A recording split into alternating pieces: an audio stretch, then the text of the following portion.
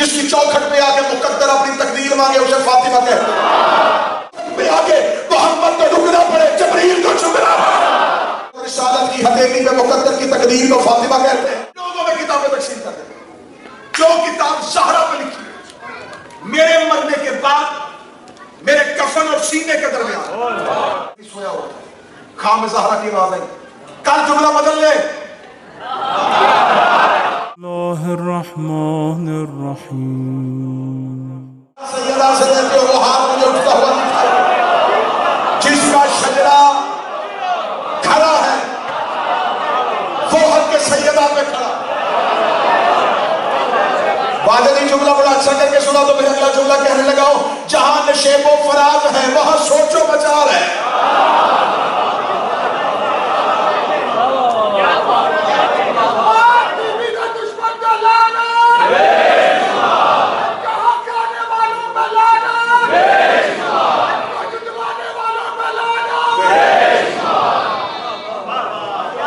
میں جناب سیدہ کا مقدمہ کل تمہید تھوڑی پڑی تھی، اب میں کوشش کروں گا دو چیزوں کا ساتھ ضروری ہے، کس کا اور ایک آپ کہ چھوڑ دے آپ نہ چھوڑنا، آج تک پہنچانے کی پوری کوشش کرتا رہوں گا۔ میں نے جملہ کہا ہے کہ جس کا شجرہ کھڑا ہے وہ حق سیدہ پہ کھڑا۔ کون زہرا؟ اب داد مجھے نہیں لینا، خیرات سیدہ سے مانگنی ہے۔ جب اپنے پیچھے ہاتھ ہٹا کے بیٹھے ہوئے ہیں میں زہرا کا مقدمہ پڑھنے لگا ہوں، میں نے کہا جس کی چوکھٹ پہ آ کے مقدر اپنی تقدیر مانگے اسے فاطمہ کہتے ہیں، جس کی چوکھٹ پہ آ کے مقدر اپنی تقدیر مانگے اسے فاطمہ کہتے ہیں، رسالت کی ہتھیلی پہ مقدر کی تقدیر کو فاطمہ کہتے ہیں۔ سلامت رکھے، رسالت کی ہتھیلی پہ مقدر کی لکیر کو فاطمہ کہتے ہیں۔ میں نے کہا جس کی چوکھٹ پہ آ کے مقدر تقدیر مانگے اسے فاطمہ کہتے ہیں، رسالت کی ہتھیلی پہ مقدر کی لکیر کو فاطمہ کہتے ہیں۔ پہ آ کے محمد کو رکنا پڑے جبریل کو جھکنا پڑے، جس کی چوکھٹ پہ آ کے مصطفیٰ رک جائے،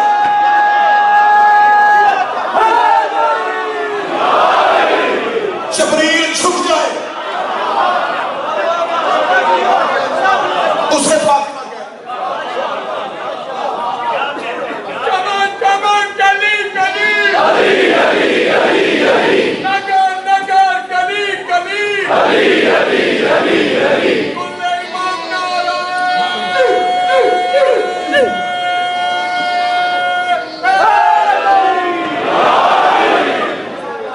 شروع کیا جائے گی بیوی کا مقدمہ۔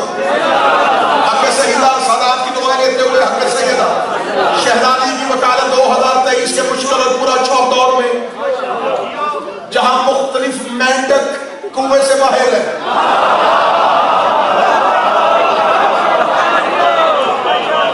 وہاں شہزادی کا مقدمہ پڑھنے کا 7 ہجری علی کی مردم شمال ذوالفقار کی چھنکار سے خیبر فتح ہو چکا۔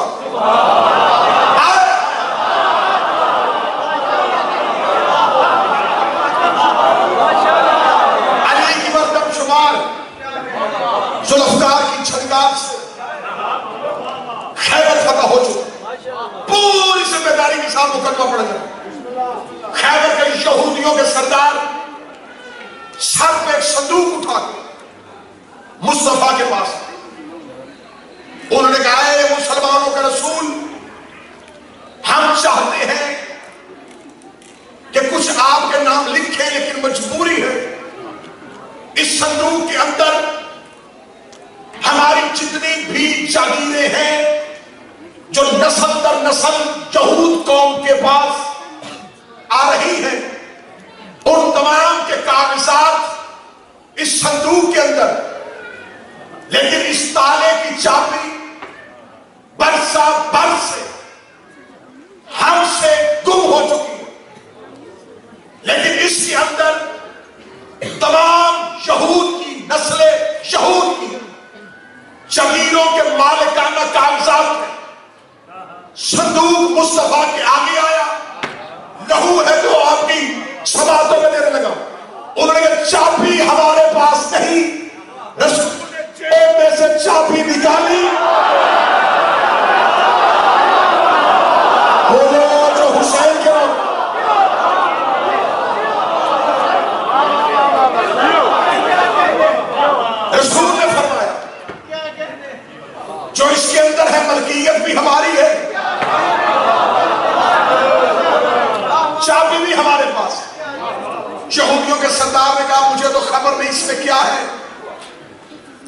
رسول نے تالا کھولا، چھپے ہوئے کاغذات میں سے کچھ چھپی ہوئی تحریریں نکلی.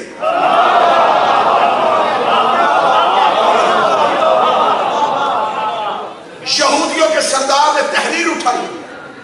تحریر پہ پہلا لفظ لکھا ہوا تھا، میں فدق بن حام بن نوح.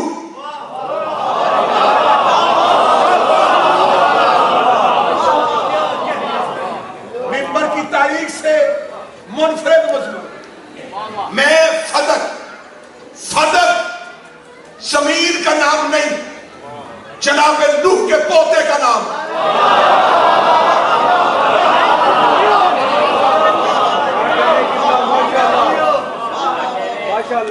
جناب نوح کے پوتے کا نام فدق.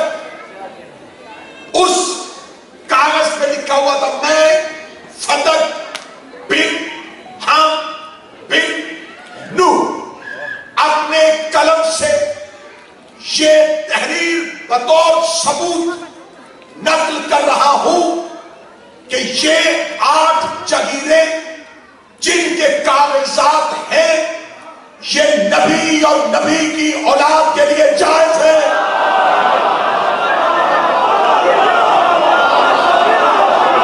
جو سید بیٹھے والے میں نے تمہارے دلوں سے دعا نکلوانی. یہ نبی کی اولاد کے لیے جائز ہے. نبی یا نبی کی اولاد کے علاوہ اگر کوئی اس پہ قبضہ کرے تو حرام ہے.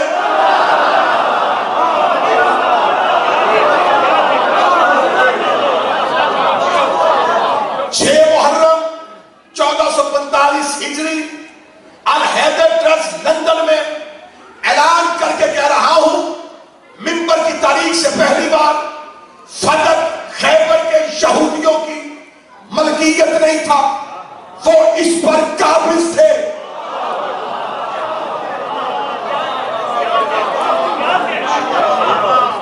رسول نے فرمایا نسل در نسل قبضہ کر کے بیٹھے تھے.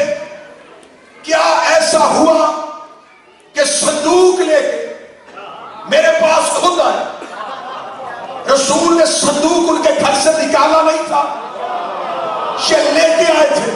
رسول نے فرمایا جب تمہارے پاس یہ صندوق بھی تھا اور تمہارے پاس نسل در نسل ان 8 جگیروں کا قبضہ بھی تھا، آخر کون سی ایسی مجبوری پڑی تھی آج صندوق اٹھا کے میرے دروازے پہ آ گئے ہیں؟ اور کہا یا رسول اللہ ہمیں نہیں پتا تھا اس کے اندر لکھا کیا ہے، اس کے اندر تحریر کیا ہے، لیکن مجھے میرے باپ نے اسے اس کے باپ نے بتایا تھا ایک وقت آئے گا خیبر جو یہودیوں کا مرکز ہوگا، اس کا ایک قلعہ ہوگا، اس کا نام کموش ہوگا، اس پہ آگے جو پتھر پہ علم کو گاڑے گا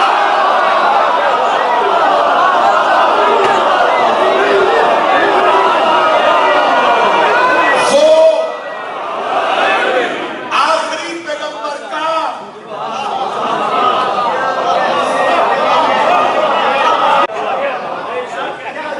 ہم مذہب کی موت سے نہیں ڈرے. ایسے پہلوان روز مرتے ہیں. یہ جو تیرے بھائی علی میں آیا پتھر پہ علم گاڑا تو ہمارے دل دہل گئے، کیونکہ ہم نے لوہوں پر پڑھا تھا کہ پتھر کو اور لوہے کو داؤد موم کرتا تھا.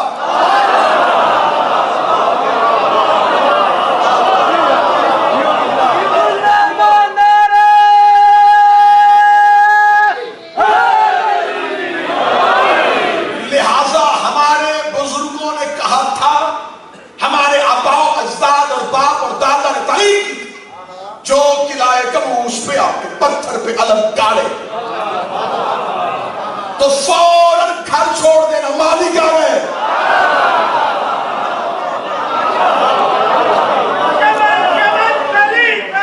علی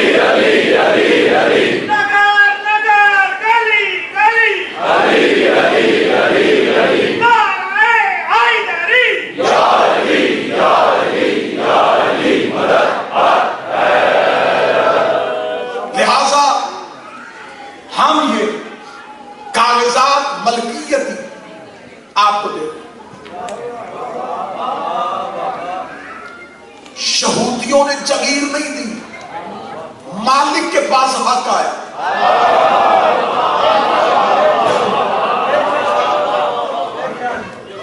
یہودیوں نے فدق نوح کے پوتے کی ملکیت جو اللہ نے نوح کے نسل کے نام کی تھی، فدق کے بعد جناب نوح کے پوتے کے بعد یہ یا نبی کے پاس رہی یا اس دور کے نبی کی اولاد کے پاس رہی.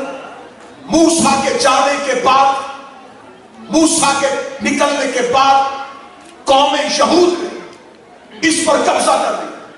اس کا پس منظر پڑھوں گا. 3 تقریریں چاہیے فدق نبیوں کے دور میں پڑھنے کے لیے. 3 گھنٹے چاہیے کہ فدق ہر نبی کے دور میں کہاں کہاں تھا، کس کس تصرف میں رہا. لیکن ہر دور میں یا نبی کی اولاد کے پاس یہودیوں نے کیا تھا قبضہ. رسول نے واپس لیا. رسول وہ انبیاء کی جاگیر، وہ انبیاء کی میراث لے کے آئے. ابھی رسول پہنچے تھے، یہ جبریل کے پر مصطفیٰ کے قدموں پہ آئے. فرمایا جبریل جی رحمت للعالمین کیوں آیا ہے؟ اس نے بھیجا. آیت دے. جبریل نے آیت دی وَآتَى ذِي الْقُرْبَى حَقَّهُ، میرا محمد اپنے قریبی کو اس کا حق دے دے.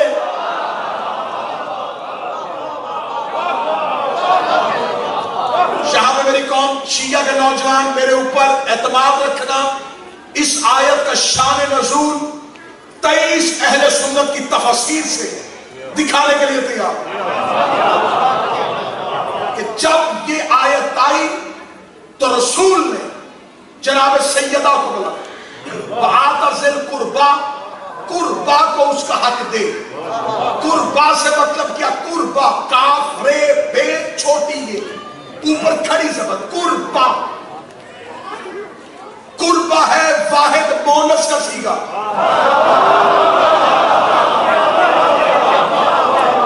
اکبر واحد مرد، کبرا ایک عورت، اصغر ایک چھوٹا مرد، صغرا ایک چھوٹی عورت، اقرب ایک قریبی مرد، قربا ایک قریبی عورت.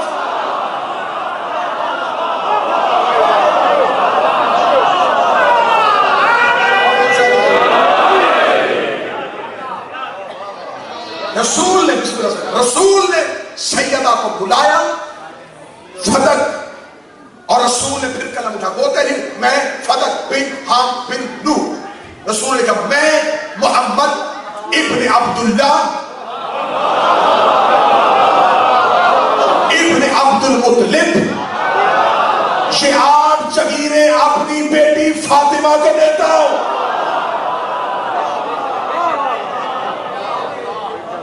چلو میں کتاب کا حوالہ دے لگاؤں. کتاب کا نام فاطمہ من المہد الی اللحد. سید کاظم قزوینی مذہب جعفریہ کا وہ نجفی عالم دین دور صدام ملعون میں اس کے قتل کا حکم صدام نے دربار سے جاری کیا. اس سے پہلے کاظم قزوینی نے ہر معصوم پہ کتاب لکھی تھی. علی من المہد الی اللحد، علی گود سے قبر تک.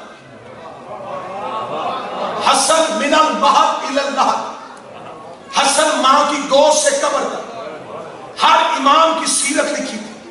سیدہ پہ قلم نہیں اٹھایا تھا. جب صدام نے قتل کا فتویٰ دیا اور قتل کرو، نجف سے گرفتار ہوئے، بغداد پہنچایا گیا. جلاد قتل کرنے کے لیے کھڑا تھا، یا کاظم قزوینی نے آنکھیں بند کر کے یا زہرا اتنی مہلت دے دے کہ تجھ پر کتاب لکھ لوں.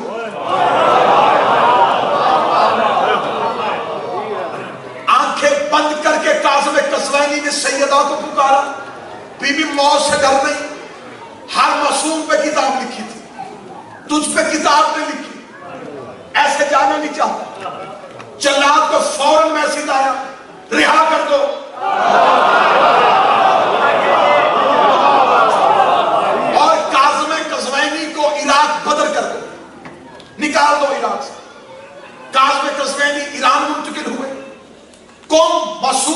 حرم میں بیٹھ کتاب شروع کی، فاطمہ من المہد الی اللحد۔ مرنے کے بعد اپنے بیٹے کو وصیت کی کہ میری پوری لائبریری رکھ لینا، لوگوں میں کتابیں تقسیم کر دینا، جو کتاب زہرا پہ لکھی میرے مرنے کے بعد میرے کفن اور سینے کے درمیان اس کتاب کو رکھ دے۔ کاظم قزوینی کا انتقال ہوا، عراقی تھے، قم میں امانتاً دفن ہوئے۔ 17 سال کے بعد عراق کے حالات تبدیل ہوئے، کاظم قزوینی کی قبر کے تعویذ کو کھولا گیا، یوٹیوب پہ ویڈیو موجود ہے۔ کاظم قزوینی کی جب قبر کشائی کی 17 سال بعد زہرا کے نوکر کا نہ کفن رہنا تھا،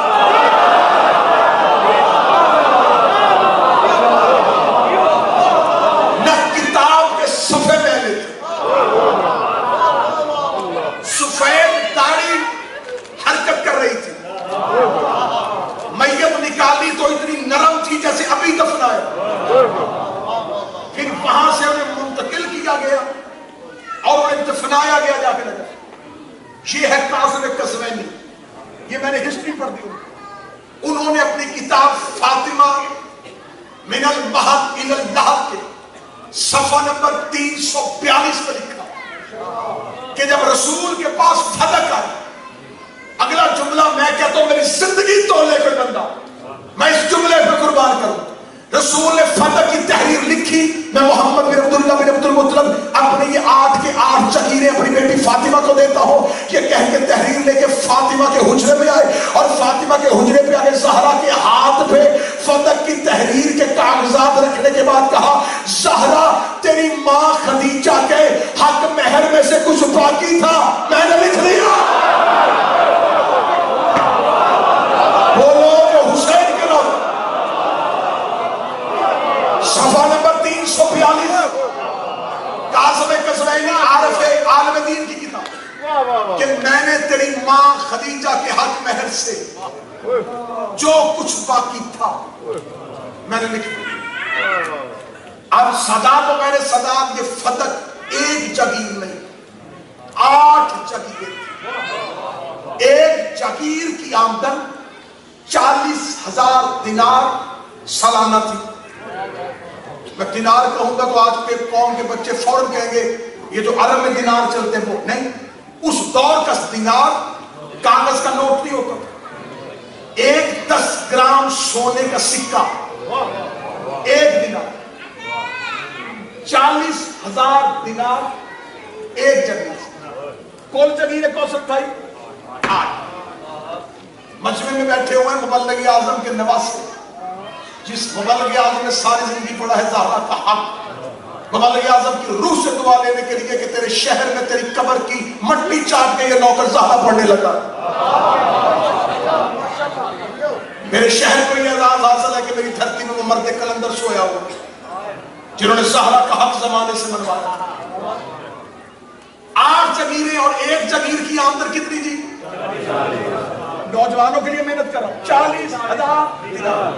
40,000 دینار کو، کیونکہ میں نے کامرس میں بھی بیچلر کیا ہوا، تو میں نے 40,000 دینار کو جب کنورٹ کیا تو آج کے دور کی پاکستانی روپیز 3 ارب 60 کروڑ ایک جگیر سے آتے ہیں۔ اب اس کو 8 سے ملٹیپلائی کرو، 25 ارب 80 کروڑ ایک سال کا 8 جگیروں سے آتا ہے۔ اب میری قوم کا بچہ سوال کرے جس نے اتنا آتا تھا وہ چکی کیوں چلاتی تھی؟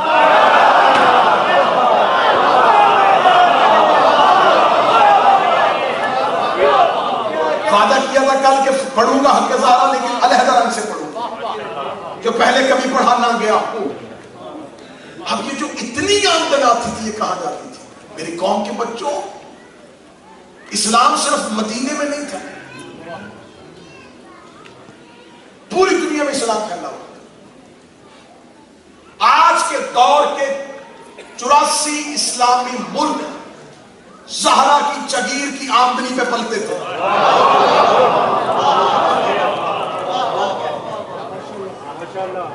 کیونکہ کچھ بندے ہوتے ہیں جو سننے کے لیے آتے ہیں اور کچھ بندے ہوتے ہیں جو نکتہ پکڑنے کے لیے آتے ہیں. ان بندوں میں سے کسی بندے نے کہا جی کیسے ہو سکتا 84 اسلامی ملک کیسے پل سکتے ہیں؟ زندہ مثال دوں، پورا عراق رضا پال رہا ہے. جو مشہد جا چکے ہو، جو خیرات لیتے ہو، اپنے امام سے ہاتھ اٹھاؤ. پورا مشہد اکیلا رضا پال رہا.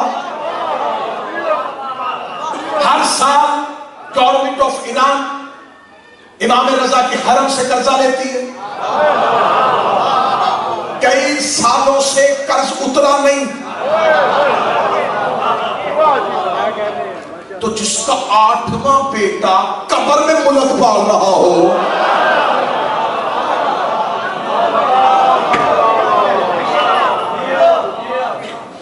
اسلامی ملک شہزادی کے موضوع پسند ہے یا نہیں پسند ہے؟ شہزادی کے اسماعیل سے شہزادی کے ہارون الرشید نے میرے 7ویں شہنشاہ سے پوچھا تھا. اس نے 7ویں امام کو بلا کے کہا کہ عباسی تھا نا، امویوں سے اختلاف تھا، تو اس نے کہا کہ میں فتح واپس کروں تاکہ اہل بیت کے قریب ہو جاؤں اور لوگوں سے اپنی تھوڑی سی محبت کا اظہار کر سکوں. کہ میں اس نے امام کو بلا کے یہ باتیں تاریخ ہے اور اہل تاریخ ہے اور مستند تاریخ ہے. اسے 7ویں امام سے آگے کہا اگر میں فتح واپس کرنا چاہوں تو کیا مجھے اب فتح کی حد بتائیں؟ جو 7ویں امام نے فتح کی حد بتایا بالکل وہی بتا. امام نے کہا اس کی پہلی سرحد عدن میں ہے، دوسری سمرقند پہ ہے، تیسری افریقہ میں ہے، چوتھی بحر خضر میں ہے. دکھ ہوتا ہے جب خطیب محنت کر کے پڑھے اور مجمع گھور کے دیکھ رہا ہو. امام نے کہا پہلی عدن ہے، دوسری سمرقند ہے، تیسری افریقہ ہے اور چوتھی بحر خضر ہے. ہارون کے چہرے پہ موت کا کسینہ آیا اور آگے لگا اے موسیٰ کاظم پھر بچا کیا ہے؟ امام نے کہا فاطمہ کے علاوہ اسلام میں رہا کیا؟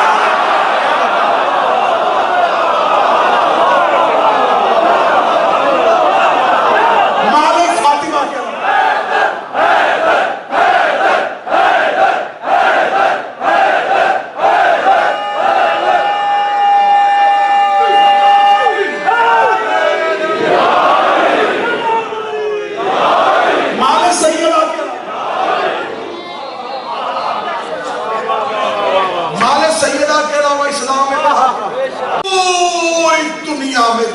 جہاں انسان آباد.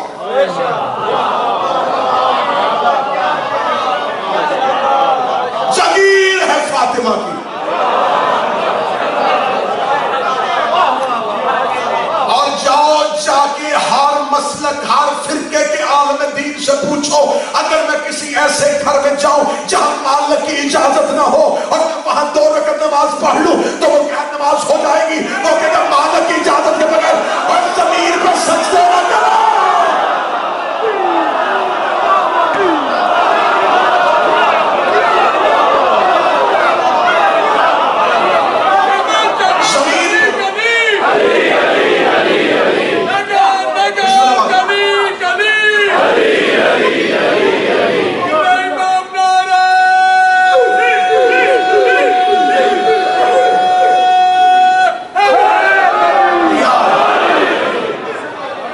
زمین پہ سجدہ نہ کرو.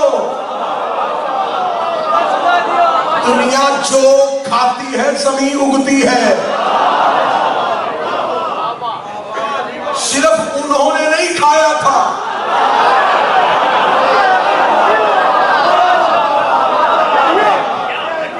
جو پیتے ہو زمین دیتی ہے. زمین ہے زہرا کی جگیر. زمین ہے جگیر سیدہ. متوجہ میری بات؟ زمین ہے جگیر سیدہ. اب کبھی بھی دیکھیں مشکل ترین دور ہے لیکن اب میں کیا کروں؟ مجبوری ہے. اس دور میں نے پہلے کہا تھا کہ نسل گونگی نہیں کرنی. بابا جی سختیاں دیکھیں. جتنی مشکلیں بڑی ہیں اتنا یقین بڑا ہے.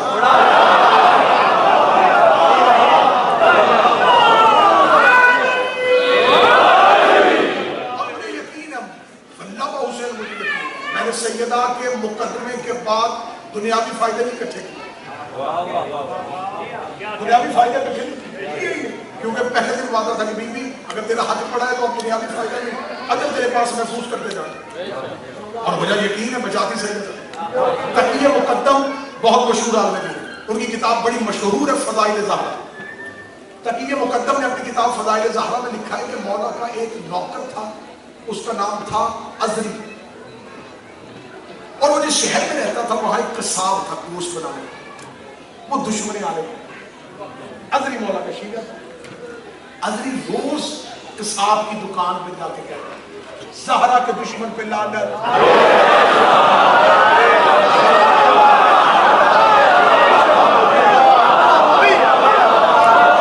کتاب کا نام دیا، مصنف کا نام پڑا تقی مقدم فضائل زہرا، 500 کچھ صفحہ نمبر ہے، کتاب پی ڈی ایف میں میرے فون کی ڈیجیٹل لائبریری میں موجود ہے۔ عذری جا کے کہتا زہرا کے دشمن پہ لعنت، اب وہ قصاب کو تکلیف ہو، اچھا یہ خبر ہے کہ ہم صرف قاتل کہتے ہیں،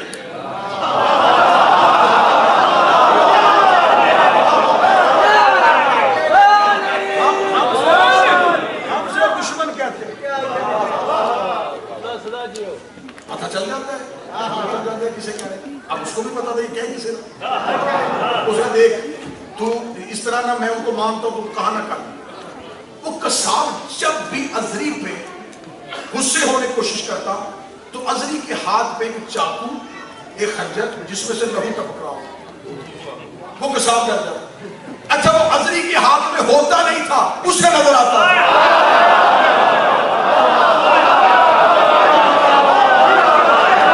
عذری کے ہاتھ میں ہوتا نہیں تھا، اسے نظر آتا۔ اب وہ کہتا تھا کہ وہ روزانہ عذری گیا، روزانہ کہے زہرا کے دشمن پہ لعنت، زہرا کے قاتل پہ لعنت، بیوی کے دشمن پہ لعنت۔ اسے کہا ایسے کام نہیں چلے، وہ گیا دربار میں، اس دور کا جو گورنر تھا جو بہت اچھا تھا، اسے جا کے اس نے کہا دیکھ، کیونکہ اس کا ہم مسلک تھا، اسے کہا یہ ایک علی کا شیعہ ہے اور یہ آ کے میرے پیشواؤں پہ سرعام نام لے کے لعنت کر، حکومت ہماری ہے، کچھ بھی نہیں ہو رہا۔ میں بتانے لگا سیدہ بچاتی کیسے ہے، حکومت ہماری، سپاہی ہمارے، گورنمنٹ ہماری، محکمے ہمارے، سب کچھ ہمارا، تو کیسے ہو سکتا ہے؟ اسے کہا اچھا ایسے کرو میں 2 سپاہی بھیجتا ہوں تیرے ساتھ، اپنی دکان میں چھپا کے بٹھا، جو ہی وہ کہے گا نا یہ گرفتار کر کے دے۔ اسے کہا ہاں 2 سپاہی لیے، 2 گارڈ لیے، اپنی دکان میں چھپا کے بٹھا۔ رات عذری سویا ہو، زہرا کی آواز آئی کل جملہ بدل لے،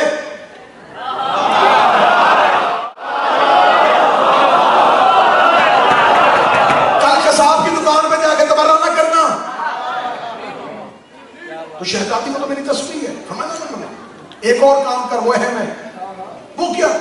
اس کے باپ نے تیرے باپ کے 4000 درہم دے وہ مانگ،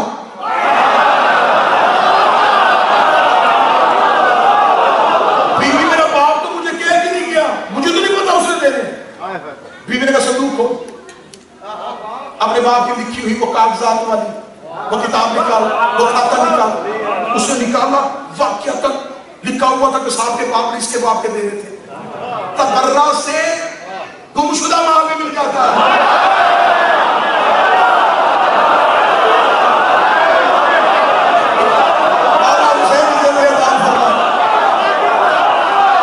گمشدہ مال، اچھا سیدہ، اچھا سیدہ، اچھا سیدہ، یوں گیا، صبح دکان پہ گیا، اب سپاہی آج وہ بڑا خوش، کب آئے گا، کب آئے گا، بے چین نہیں سکتا، جو بھی عذری بازار میں اس سپاہی اس کا آ گیا، آتے ہی تبرہ کرے گا، اور کوئی کام نہیں کرے گا۔ عذری آیا، ہاں ہاں ہاں ہاں بول کیا، کہ 4000 درہم دے میرے باپ کے،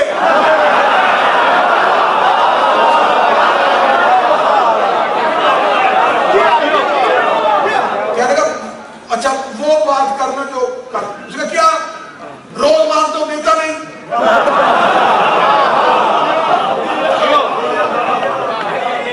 وہ بات کر جو اتنے دنوں سے کر، اس کا کون سی بات، 4000 درہم دے، جھگڑا دیکھا تو درار تک پہنچا، پیچھے سے سپاہی قصاب کو یہاں سے پکڑا، کہتے شہر کا ماحول خراب کر رہا تھا، فرقہ واریت پھیلانے کی کوشش کر رہا تھا، دینے پیسے ہیں، بہانہ مذہب کا کر رہا ہے، مارتے ہوئے دربار میں لے گئے، 7 دن جیل میں بند رہا، 7 دن کے بعد 4000 درہم دے کے واپس دکان پہ آیا، اگلے دن صبح دیا گیا تیرے پیر پہ